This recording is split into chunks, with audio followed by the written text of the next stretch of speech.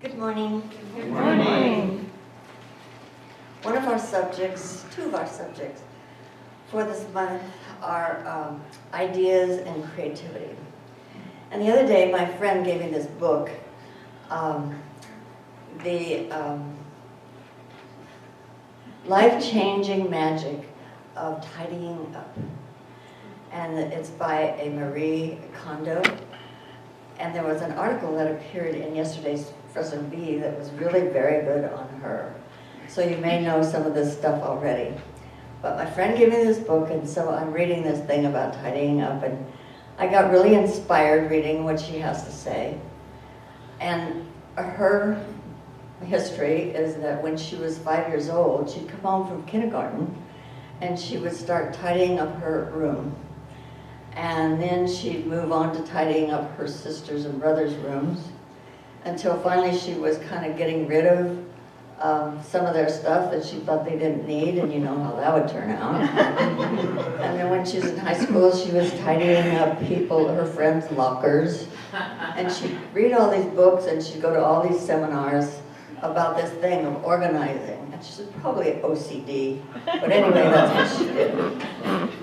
And so then, as an adult, she wrote this book and created this business that she would go to people's houses and help them do this whole routine that she had laid out in the book. And she said if you did it once, you wouldn't have to do it again, because you would be so pleased with the outcome of that.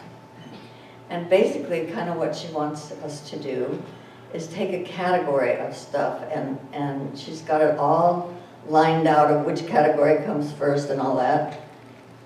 But you take, say, like jackets, and lay them out on the floor, but who can get down on the floor? Yeah. And so, like on the bed. And I had one of my friends who did this, and she said she realized she had 46 jackets. Wow. So you lay the jackets out on the bed, and then you pick it up, and you say, do I love this? And if the answer is no, then you tell it, thank you for your service, and you send it on to its next reincarnation, which for me in the past week has been another bed in another room, and it's piled.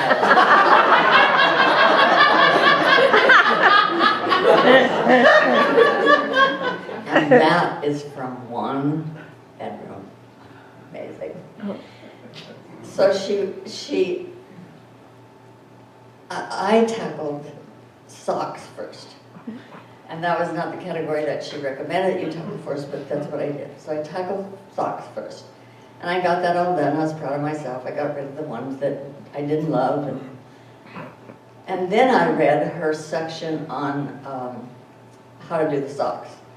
And she said that she went into this client's house, and she opened their sock drawer, and she was horrified that the socks were in such stress.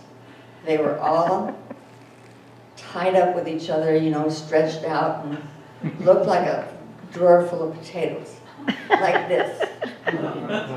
And she said they work hard. They're being walked on. They need a rest. And if your sock drawer is anxious, your feet will be anxious. So, what she wants us to do, she wants us to like lay the sock out like this, and lay the other sock like this, and then fold it, and then roll it up, and then you've got this kind of cinnamon roll looking thing.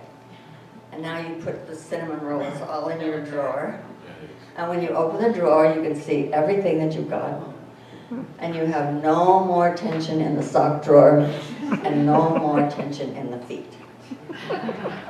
She's really very metaphysical, which is very interesting, and one of the reasons I was so interested in the book, because of the thing of saying, I love you to this thing and I'm going to keep it, or to the thing of saying, thank you for your service and sending it on. And that's in a high level of consciousness. And she perceives inanimate objects as having life.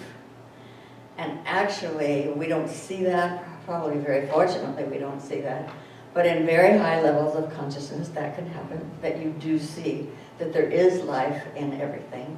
And so she's aware of that. I'm not going to redo my sock drawer because I kind of had to back myself off from that. Because at one time I was taking the ornaments off my tree and putting them in a plastic bag. And I would worry afterwards whether this one wanted to be in the bag with this one.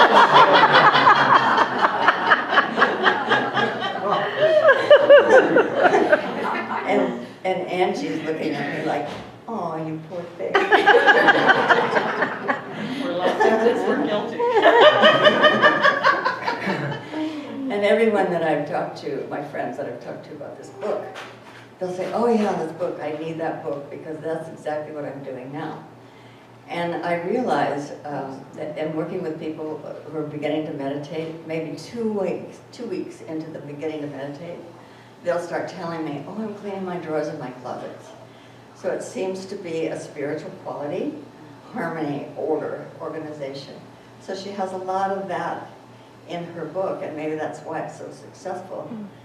And I think it's just amazing how this person had the idea and the creativity to take something that is really an obsession and make it into a very successful, thriving business. She has 3 months of clients lined up. Wow.